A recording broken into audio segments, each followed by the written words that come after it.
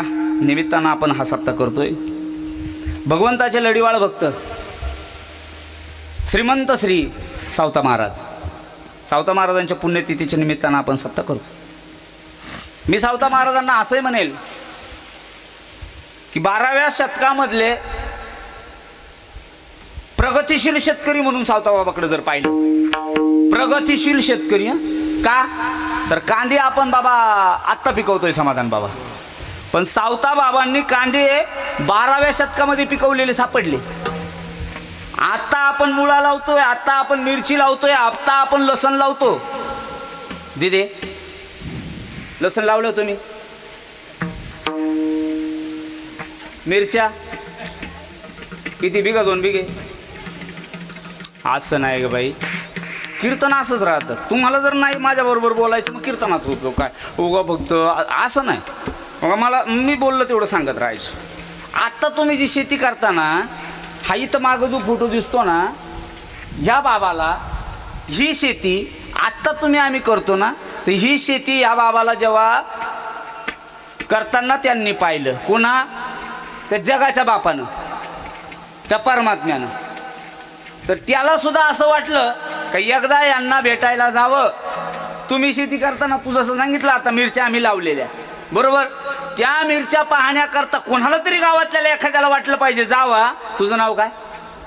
माई। आणि माईच्या मिरच्यामध्ये जाऊन एक फोटो आपण काढा।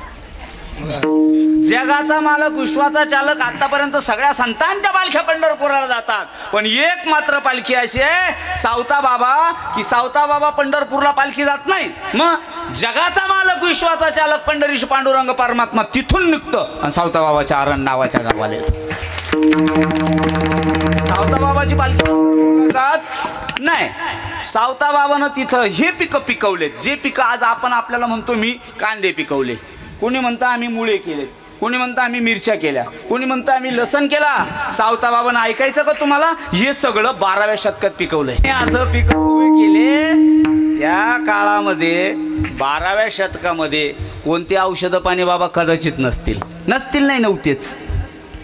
मग त्यांची शेती पाहण्याकरता पांडुरंग परमात्मा जेव्हा येणार होता किंवा आला, परमात्मा आल्यावर सावता बाबानं विचारलं, देवा आलाच हे बरोबर आहे, चांगलं आहे, आता आपल्याकडे तितका वेळ नाही।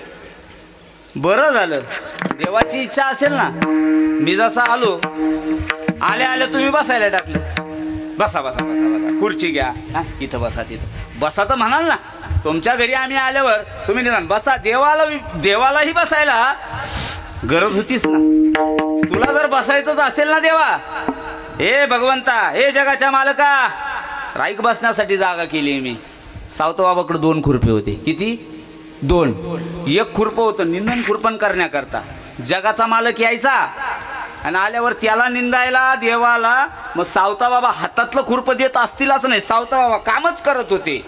पण सावता बाबाला निंदू खुरपू जर मालक कोणी जगाचा मालक तो पंढरीश पांडुरंग परमात्मा निंदू लागत होता, तर त्या निंदू लागण्याकरता सावता बाबानं त्याच्याही करता एक हत्यार ठेवलेलंच होतं। ऐकलेल्या कथा आहेत या सगळ्या, आपण मला डबल सांगायच्या नाही, परंतु ऐका ना, कमरेला एक खुरपं होतं सावता बाबाच्या। सावता बाबाने ते खुरपं काढलं, कटीचे खुरपे, आणि चरकनी आपलं हृदय कापलं आणि भगवंताला हृदयामध्ये त्यांनी साठवलं।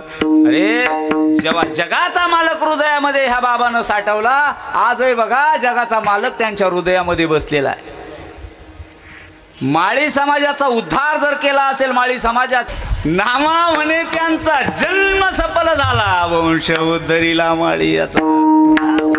सावता बाबाच्या समाधी उत्सवाच्या निमित्तानं चाललेला आपला नाम येत नाही, तो पांडुरंग परमात्मा या बाबानं साठवला।